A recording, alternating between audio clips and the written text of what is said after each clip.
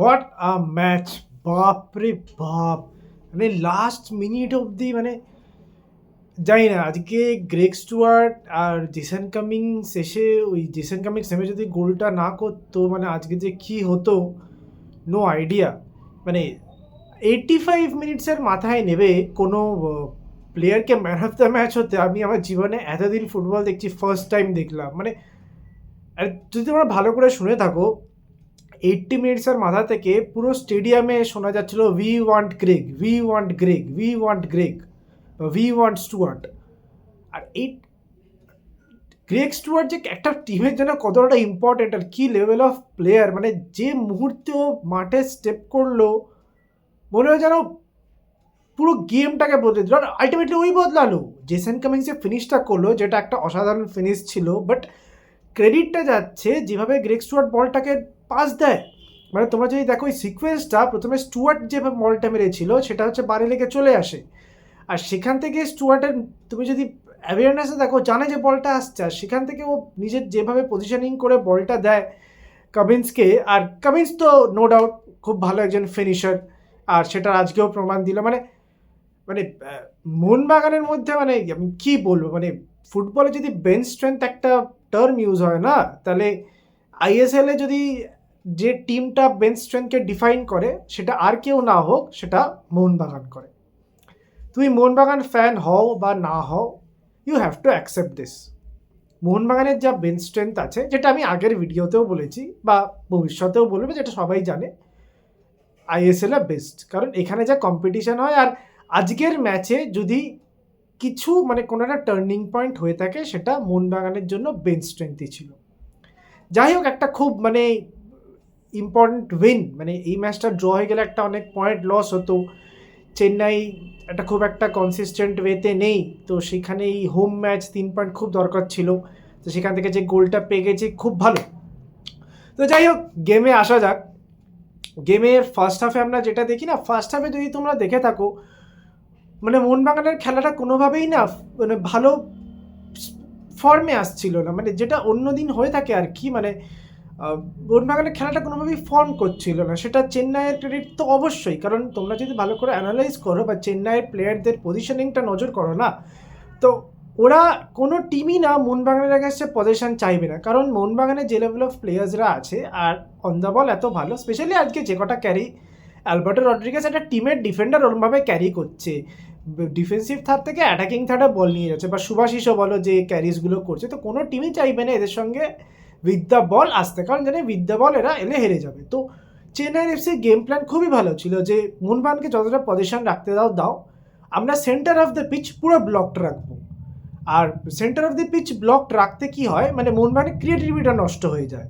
আর পেট্রাটোসের গেমে আমি আসছি, পেট্রাটোস কিন্তু বিভিন্ন points as a free man ও অকুপাই করছিল আর ক্রিয়েটিভিটি দেওয়ার চেষ্টা করছিল, বাট আরে চেন্নাই যে কর্নার শিল্ডস বলো বা তোমার ওদের নাম্বার 5 বা 21 যে এরা পেট্রাটোসকে প্রতিটা মুহূর্তে মার্ক করছিল, আর চেন্নাই এফসির গেম প্ল্যানটাই ছিল যে সেন্টার অফ দ্য পিচটা পুরো ব্লকড রাখবো, আর কিছু কিছু যারা ক্রিয়েটিভ প্লেয়ার্স আছে তারা ম্যান মার্ক করে রাখবো, স্পেশালি পেট্রাটোস, কারণ পেট্রাটোসকে যখনই বল পাচ্ছিল আমরা দেখছিলাম ওকে 2জন বা 3জন করে 2v1 সিচুয়েশানে পড়ছে, আর এমন একটা পয়েন্টে তোমার যে পজিশনটা হারাচ্ছিল সেখান থেকে মোহনবাগানের রিকভার করা ডিফিকাল্ট হচ্ছিল। আর centre of the pitch occupy করলে কি হবে, তোমার উইংটা ক্লিয়ার হবে। তো যে কারণে মোহনবাগান প্রথম দিকে বা ফার্স্ট হাফ জুড়ে আমরা যেটা দেখি, তোমার সুভাশিস হোক বা দীপেন্দু হোক বা দীপক টাংরি হোক, এদের থেকে সমস্ত লং বলস আসছিল লিস্টনের পায় বা মনভীরের পায়। আর আর মনভীর বা লিস্টন যেগুলোই মানে প্রথম দিকে তো ক্রস না হলেও শেষের দিকে যদি আমরা ক্রস দেখতে পাই, সেগুলো ওদের যে সেন্টার ব্যাকস ছিল মানে পুরোপুরি সেগুলো ক্লিয়ার করছিল। কারণ আর সেক্ষেত্রে আজকে ম্যাকলারেনের গেমটা একদমই অফ ছিল, একটা দুটো পজিশনিং ছিল, আর ফার্স্ট হাফে মানে মোহনবাগানের টিমটা একদমই খেলাটা ধরতে পারেনি। আর যে কোনো টিম চাইবেই না মোহনবাগান যাতে ক্রিয়েটিভ হতে পারুক, আর লিস্টন একটা খুব ভালো শট মেরেছে যেটা ওদের গোলকিপার একটা অসাধারণ সেভ করে। আর চেন্নাই তার তুলনায় চেন্নাই কী করছিল যে যখনই মানে বলটা পাচ্ছে না, বা আর চেন্নাইকে না কখনো হাই প্রেসে যাচ্ছিল না, একটা মিড ব্লক মেনটেন করছিল। আর মিড ব্লক মেনটেন করে কী করছিল, মোহনবাগানের পায়ে যখনই বল যাচ্ছে অ্যাগ্রেসিভলি প্রেস করছে, যাতে করে ওদের মানে মোহনবাগানের ডিফেন্সিভ থার্ডে বলটা লুজ করে ওরা অ্যাটাকে যেতে পারে। আর এখান থেকে আমরা দেখতে পাই প্রথম মানে 30 মিনিটসের দিকে চেন্নাই অনেকগুলো সেট পিস পায় বা আপনার ধরুন কর্নার পায়, যেখান থেকে একটা দুটো মোহনবাগানের আজকে প্রথম দিকে মোহনবাগানের ডিফেন্সটা একটু ফাঁকাই লাগছিল, কারণ কয়েকটা সেট পিসে ল্যাপস হচ্ছিল যেখান থেকে ওরা চাইলেও গোল করতে পারতো, বাট করতে পারেনি। এইভাবে ফার্স্ট হাফটা শেষ হয়। সেকেন্ড হাফের শুরুতে আমরা দেখি যে কোনো টিমই না যখন এতটা অ্যাগ্রেসিভ বায়ে হয়ে খেলতে আসবে, দেখবে ফার্স্ট হাফে যতটা খেলাটা ভালো করে বাঁধবে না, সেকেন্ড হাফের শুরুতে সেই অ্যাগ্রেসিভনেসটা চলে যায়। আর সেকেন্ড হাফের প্রথম দিক থেকে আস্তে আস্তে আমরা দেখব যতটা খেলাটা এগোচ্ছে মোহনবাগান আস্তে আস্তে গেমে ফিরছে মানে ইন দ্য সেন্স প্রথম হাফে যেমন একদমই কনভার্সন রেট হচ্ছিল না, সেখানে মোহনবাগান সেকেন্ড হাফের দিকে যতটা খেলাটা গড়াচ্ছে আমরা দেখি মোহনবাগান ফাইনাল থার্ডে এন্ট্রিজ বেশি করে। ফার্স্ট হাফে মোহনবাগানের ফাইনাল থার্ড এন্ট্রি কটা ছিল? খুবই কম। তার তুলনায় চেন্নাইয়ের যদিও পজিশন কম ছিল আর কাউন্টার অ্যাটাকে যাচ্ছিল, অ্যাগ্রেসিভ প্রেস করছিল, কিছু সিচুয়েশনসে টার্ন ওভার ফোর্স করছিল যেখান থেকে ওরা বলটা পায় আর সেখান থেকে ওরা সেট পিসেস আসছিল। মোহনবাগান সেকেন্ড হাফে সেই তুলনায় আস্তে আস্তে গেমে ফেরে। আর একটা জিনিস আমার মনে হলো মানে পেট্রাটোস মানে যাই হোক মানে পেট্রাটোস চেষ্টা করছিল, কিন্তু আমার মনে হয় পেট্রাটোসকে আর একটু আগে তুলে নিলে বেটার হতো।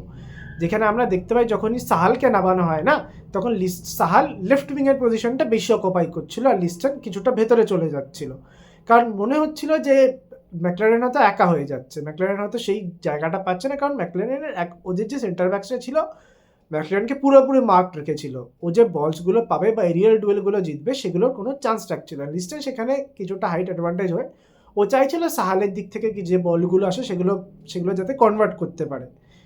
তো আস্তে আস্তে গেমের যখন শেষের দিকে যেতে আমরা দেখতে পাই দুটো টিমই অনেক চেঞ্জেস করে, কারণ সেই সময় 0-0 যাচ্ছে, 80 মিনিটস ক্রস করে গেছে, এনিবডিজ গেম।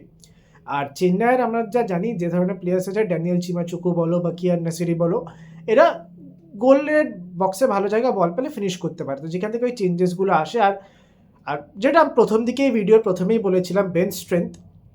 তো মোহনবাগানের আমরা জানি বেঞ্চে কী লেভেল অফ কোয়ালিটিস আছে, আর আজকে সেই কোয়ালিটিসই মোহনবাগানকে ম্যাচটা বার করে দেয়।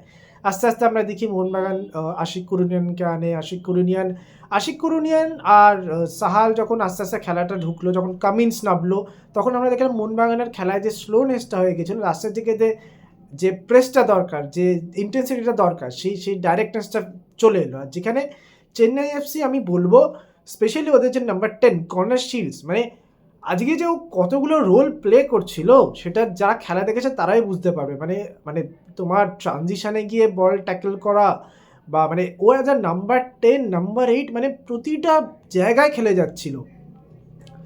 আর ও মানে ওরাই পুরো না মানে গেমটাকে ওদের যে কর্নার শিলস বলো বা ওদের নাম্বার 5 আর নাম্বার 21 যে সেন্টার ব্যাক ছিল এলসিনো বলো, এরা পুরো গেমটাকে মোটামুটি ধরে রাখছিল। আর ওখানে যে ওদের যে সেট আপটা ছিল, ওদের ফারুক চৌধুরী বলো বা ওদের ইরফান বলে যে প্লেয়ারটা ছিল লেফটের দিকে, ওদের গেমটা ভালো লাগছিল। স্পেশালি ওদের যে সাইড ব্যাক মন্দাররাও দেসাই আর এরা মনবীরকে বা লিস্টনকে ভালোই কন্টেন্ট করছিল, কারণ আগের ম্যাচে আমরা দেখেছিলাম লিস্টন আর মনবীর কতটা ফ্রি খেলেছে, সেই তুলনায় আজকে ওদের দুজনকে ভালোই কন্টেন্ট করে।